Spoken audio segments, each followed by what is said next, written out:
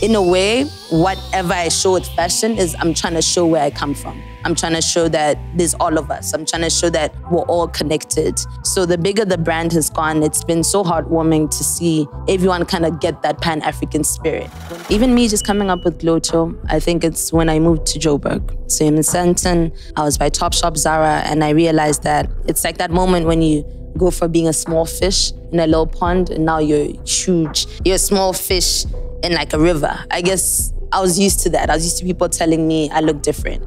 And when I got to Joburg, it's kind of like, whoa, I am my own muse. I think at that time, I didn't see a lot of representation of young Black girls of color. I had to really mark the level of respect that people need to give Glotto, especially in my creative space. As an artist, you can't say you want to borrow clothes. You can't say you want to wear clothes for free. Let us give a round of applause to our guest, Mboko Basiami. How you doing? Hi. Yeah.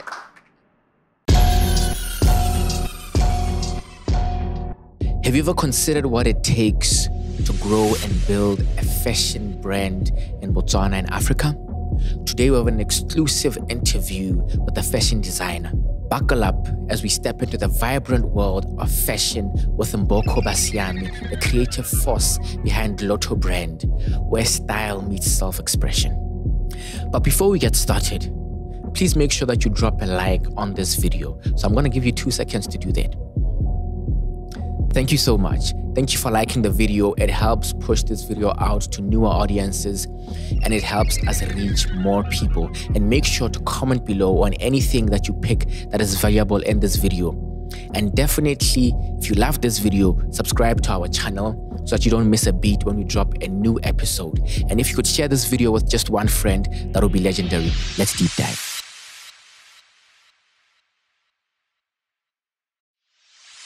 Mboko, listen, hey, I've been studying your journey. It is amazing. Thank you so much. 2015 to where you are today. I mean, it's crazy. Thank you. I mean, for me, it inspires me a lot because it's something that we haven't seen, especially the way you do it.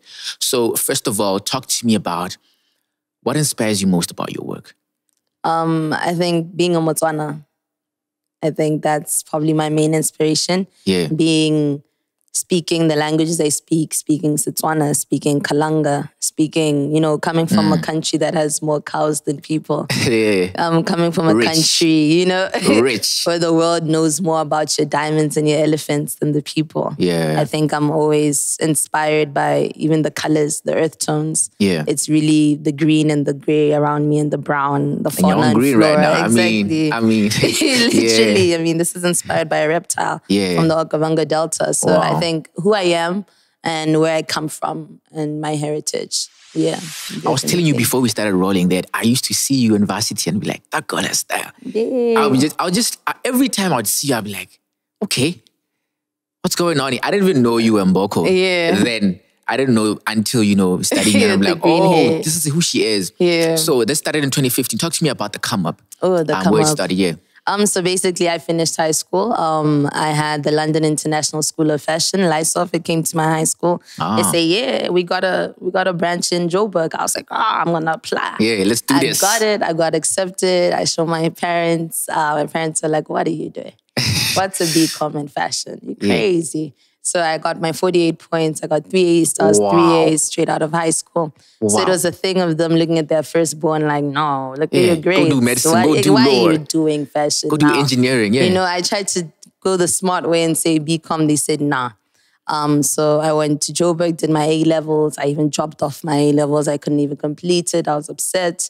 Then they were like, okay, you need to come to UB. That made me more upset because I think I had a bit of a complex. And I was like, no, look at how much I've passed. All my friends are in London. Yeah. What am I doing? You want to be out of here. I remember my dad had to look at me and he's like, you can't be a coconut. You can't be sad to go to UB. Your grandfather donated a cow. And I was like, what? And and I thought about it. He's like, your grandfather donated a cow, man, to build that university. Straight.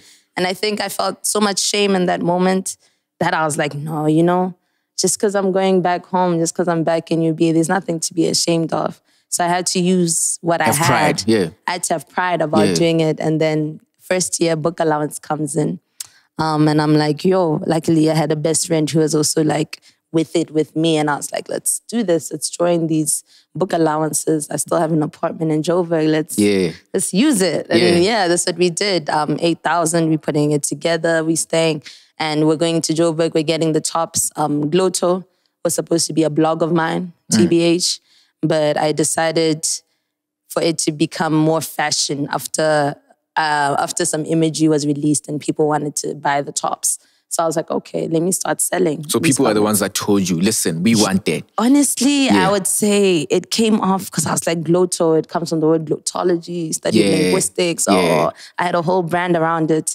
And I just wanted to be a blog to show what Mboko thinks is cool in fashion and music, in culture, and plus 267 culture. And we did one shoot based on that, which is based on hashtag free the nipples. So it was like a shoot I saw it on, the symbol on by the rocks, by the quarry. By the rocks, So it was really just to show us that, we feel like just chilling by the rocks and freeing the nipple and being carefree.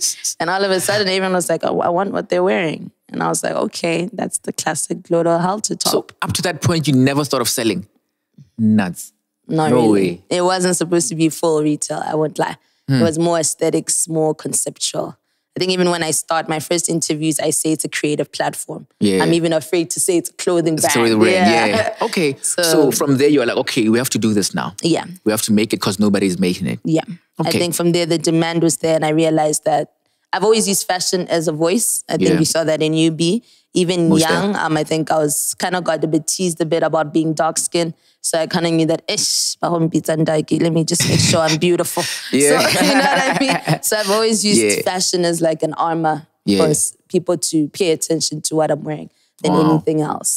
So Yeah, and then I've gotten those darky ones, eh? Hey, I've gotten those darky not jokes. Easy, but I mean, like, black is winning, guys. Like, to be honest. Honestly. So you were creative and you're talking about how you've used fashion to be your voice. And you know, share the message you want with the world. Talk to me now about, because this became a business now. You know, this became a business. It just morphed into it. Definitely. And the steps were just there. Talk to me about like the difficulty of launching. Of when you're like, okay, now we're now launching. I remember you launched Yuka. That was your first collection. one. The Yuka collection. You're warming my heart right now. No, like, I gotta do my research. The Yuka collection based off the Yuka tree. That was our first one. So that came after the classic halter. So I realized, the halters are up. So we had to do the crochet, the Yuka dress.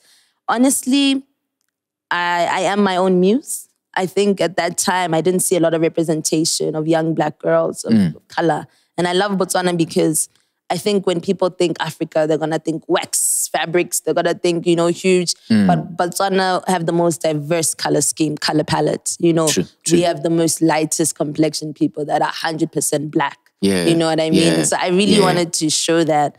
And I wanted to show that with girls loving how they look. I didn't want us to have any inferiority complexes. Obviously, the rise of melanin and everyone loving that helped a lot. Everyone jumping on the bandwagon. Exactly. Wakanda, Afrofuturism. So I feel like as the black youth, because we're the most populous, youthful continent, in the world, that I really want to show how we're connected more than anything. And I just couldn't think of that than seeing that through representation, seeing that through cool clothes that are relevant with our pop culture, but still speak to who we are as Africans. I wanted someone to see clothes, see how we're dressing, our swag, and to know that they came from a semi-desert country in Southern Africa. I didn't want us to look like South Africans. I didn't want us to look like we're from the West African Americans. I just wanted us to look like we're from the plus 267. For sure.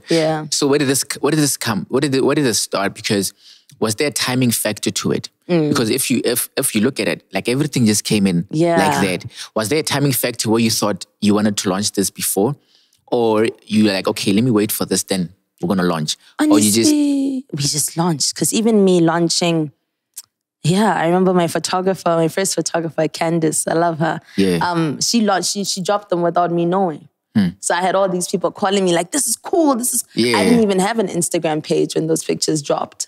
And if you check Bantu knots right now on Pinterest, you're going to see a Glotto picture. Because that shoot broke the internet.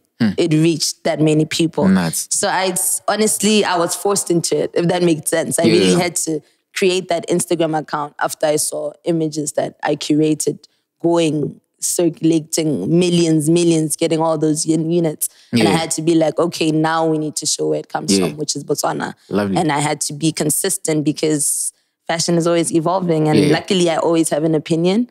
So I've been able to draw that within the clothes. Love. Wow. Yeah.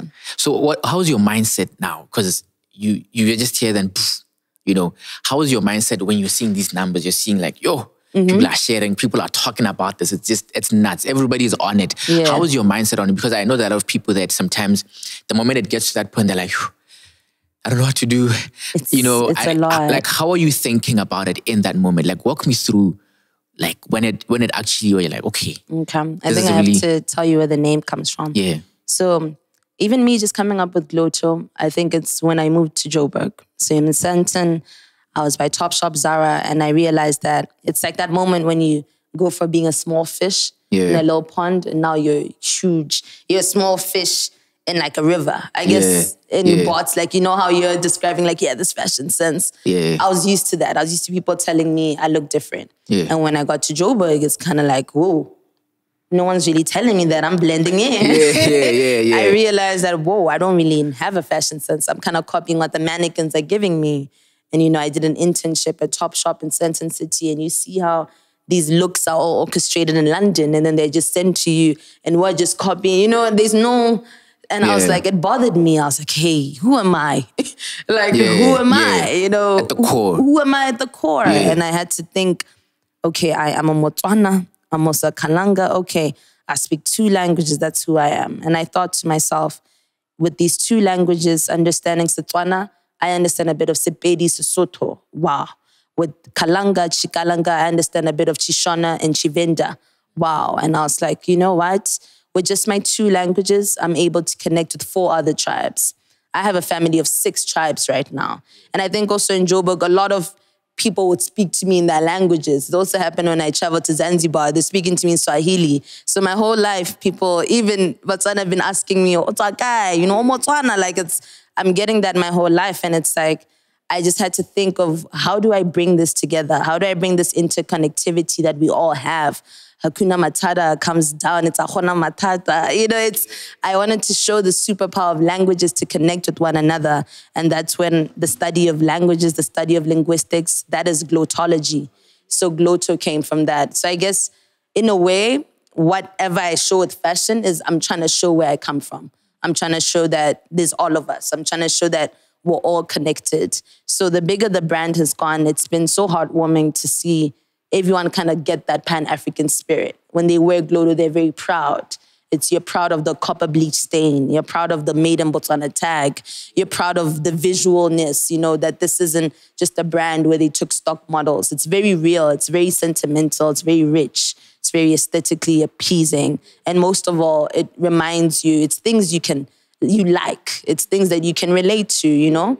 So I think that's really... That you see on a daily basis, that you interact with. I want to show people that we have that same sophistication. I think, luckily, even Forbes has helped. Thank God for my country, because these things, it helps perfect it. It helps mold it. So every Forbes that has been here, I've been able to sell a product. I've been able, just from my Instagram, they will buy it, they will sell it. And that gives you confidence that the world wants what we have. We're so rare. There's like billions of other nationalities, and there's only 2.7 million people that can say they're from our country. So that in itself is just something I'm so committed to packaging and selling and exporting. Yeah. You love Botswana, eh? Yeah. You really love people Botswana. Tell me like, to stop loving deeply. it so much. Like, I really deeply. do. What makes you love Botswana like that deeply? Like, I think it's because I love myself. Yeah. Yeah, I think because I genuinely think I'm so cool. Yeah. So I really, you know, I get offended. I think it's also seeing, you know, my friends go to the UK and come back and kind of be like, it's whack, it's boring here. Yeah. And I found myself defending it like, we're not boring, you're boring. Yeah. You know, like, what do you mean? And I realized even the more exposure I get to expatriates coming, I realized that, guys, people don't even have animals. You know, I went to Lagos, I was like, have you guys seen a lion before? People haven't seen these things in their lives because greed and capitalism took it away. So in a sense, we're one of the lost pure places in the world. And I think that's very rare. You love the essence of I love the essence of it. Yeah. Okay. Talk to me now about the way you packaged Glotto. Yeah. Because definitely anybody that's listening to you or has read your story can tell that there's been so much that has gone into just, you know, the purpose of this brand, what it stands for, what you do, how you move, everything, your advertising, everything. So talk to me about that. And somebody listening to us right now is thinking, I have a brand. Yeah. I want to produce something out of Botswana. I want to express myself, so to speak. Yeah. How then do I go about it? Like, what is that process when I sit down and say, okay, I have to move from step A, B, C, D, just like that, you know? Yeah. Talk to me about how you were able to do that for Glotto. Okay, so I think step A, B, C, D, in terms of brand manual, you need to know who you are. I think you need to understand your aesthetic. Yeah. I've been very strict about my designs, my color schemes, my fonts. Everything is linked back. I even come up with my own terminology. Hashtag Glotto Glow. Yeah. A Glotto Gid. Glow, You're not a regular kid. You're now a Gid with a G. Because the G stands for glowing, growing, genderless. I do not prescribe a gender. It's a crop top, it's a crop top. It's a skirt, it's a skirt. Yeah. So I think it's consistency and it's being... Because the trends and the hype go like this. Yeah, they do. Oh my gosh, the wave is never ending. So you really need to know how to keep afloat. And you need to know your tribe. I think I know who buys Glotto. I know who shops Glotto. That's why I won't bat an eye if people say you've increased the price. Why? Yeah. Because I know, you know? And I think you know the real ones. You know what people want. And I think it's being consistent and just being transparent in a way. I think a lot of my customers who know the customer journey, we talk a lot. I know that, luckily I'm a research student as well. So do your research.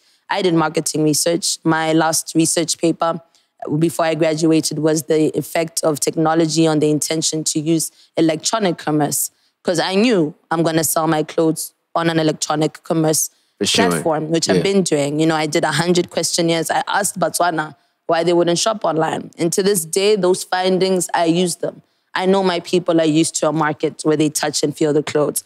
I know my people don't even think they will look as good in the same clothes if I put them on models that are too perfect. You know, it's so many things that like play a part to it that you really need to know who you're selling this to.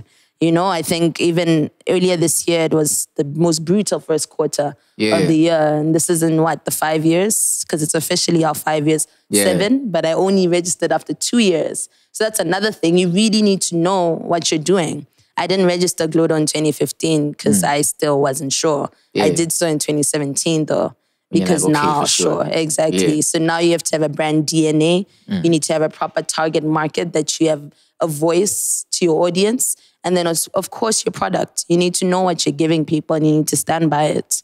Yeah. I'm sorry, I speak so much. I'm also trying to like, you know, just go through everything you've said because everything... I'm sorry, it's not. But you shouldn't be apologizing. I love it.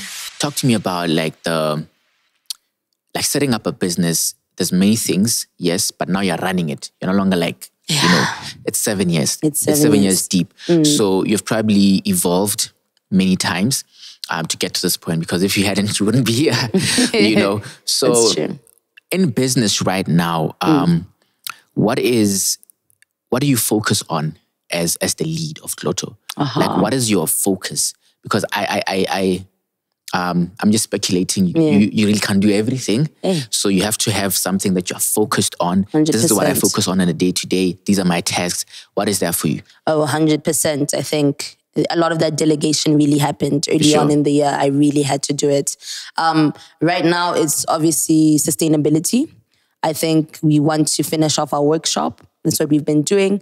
We've been given some capital. We just want to really get machinery, get it under one roof, make sure quality assurance, make sure people are making clothes under one roof.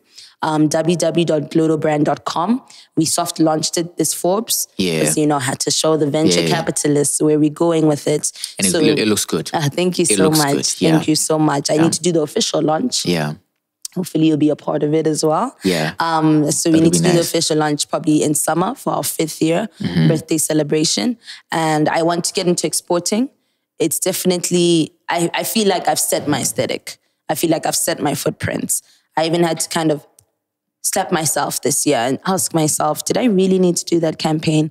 did I really need to do a photo shoot that had 20 models and 2-3 photographers?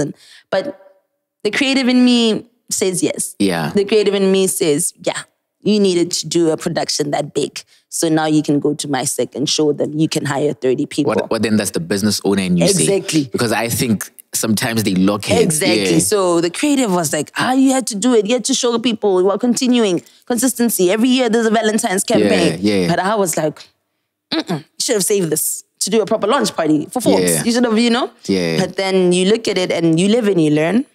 At least now I know I'm stopping. Now it's all about retail. It's all about having the product perfect. It's all about educating my people on what product this is. I think we've seen a lot of clothes come. We know the clothes, but I think the functionality of the clothes, the practicability of the clothes, the color schemes, the variance of the clothes, even how these clothes are relevant to every single person's style, because that's how I've designed them, is something that I'm very excited to go into. So this is retail. This is now when someone can order the classic Glotto velvet dress and come to Sutroa if they don't trust the size the charts. big leagues now. And, get a, this is probably the chance you'll get to know Mboko and actually have me, dress you in my clothes and go through that together. I don't think I'd ever have the time to do this again. Yeah. To be honest, this is me on the floor asking my clients if they like the stitching, this is probably the most one-on-one hand experience that a lot of kids have experienced with Glotto. Yeah. I'm seeing them come into Sutroa and say, you're the person.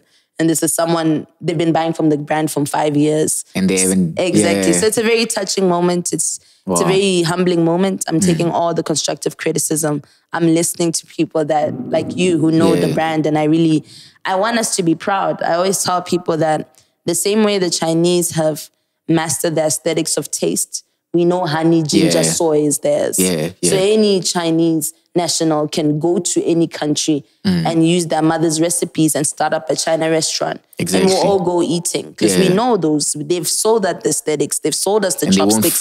They've sold us the dressing, the etiquette. And we all want to experience it. I also want a Botswana to have the same confidence in my product line and the garments to say, I can go to Rwanda and set up a Glotto shop. Yeah. Because I know that these products are that unique. I know we are giving the world a taste of Botswana. The warmth of our people, they're feeling it in this puffer zebra jacket, which is, inspired by our national animal. This waistcoat, which is made by 100% Tswana leather. That's the only place you can get that leather in the world. Wow. I really want us to understand just how we are packaging this and how Glotto is an aesthetic and is a brand name that all of us could each carry. Lovely. Yeah. Lovely. That is awesome. In what way do you feel the most misunderstood? Maybe as a person or as a brand? I'm quite aggressive. I would say, I think I'm quite aggressive with I wouldn't say marketing. I'd say maybe to my close friends and family, but I really believe in Glotto. And I think, it's like a conversation we're having before this. It's a lot of times people will project their inferiority complex on you and they will tell you the price you've set isn't the price, If I tell you my velvet set is 600 and you tell me you've bought something that looks better for 250. It is what it is. My mama taught me to be nice, but I think there are times where I will really tell you you're disrespecting me. And I think with ageism in our country, it's hard to tell someone who's old or who's older than you that they're disrespecting you. And I think I've had to, because this is Glotto. There's nothing like this. There's nothing like this it's Glotto. So I've had to really mark the level of respect that people need to give Glotto, especially in my creative space. As an artist, you can't say you want to borrow clothes. You can't say you want to wear clothes for free, and not do what you got to do. As a content creator, you can't say these things and not fulfill your path. So I think I'm very stern in that. I'm very stern in the respect that the brand must be given. It's not just a garment, darling. It's not just a garment. I always say this. So I think in that respect, people will think that I'm coming off as being a bit, standoffish. But I'd I just can't condone disrespect to Glotto in any way. Custodian of the brand, so you have to. I think people misunderstand empathy. There's ways to tell people something, but you can't look at someone and, you know, just say that and expect the same type of kindness to come your way. Yeah. Wow. Yeah, that is interesting, because I think also, as anybody who's building something, you're always going to have people come through and test. Yeah. And you have to know truly who you are at the core of your being and why you're doing this and who you're trying to reach. Because sometimes I think it's also a question, it's also a matter of they're just not... They're not there. They're just not... Yeah. I think that's what I've also realized. Really, we're in a region, guys, where even our favorite colors are so influenced by colonial powers, we don't realize it. Blue, black, and white. These are the colors of the flags, you know? It's little things like that. So if you tell me you can't spend 1,000 on Glotto, you'd rather spend it on Gucci, I immediately know you have an inferiority complex against your own self. Yeah. You are someone who won't even want to speak your language in a room full of others because you think it's a bad reflection of yourself. So already I know the value in that made in Botswana tag. You will not see it because you want it to be made in another country to feel worthy of being on your skin. And that's a whole lot of decolonization I can't do. Yeah, so that's a lot of work. I can hint to it and I can tell you to love where you are and who you are, but some people are so ingrained with the self-hate and inferiority complex, you really need to allow them. Yeah, yeah. But how do you break it down though? Because we made it so much. Yeah. I think sometimes it's just some stuff you don't engage in. You're just like, you know what? Yeah. It's not... And subliminal marketing. I think I'm more of a sentimental marketer. Yeah. So I'll make you remember the things you like about being Botswana or Botswana. So I think that's what I'm saying. Some people are clouded, you know?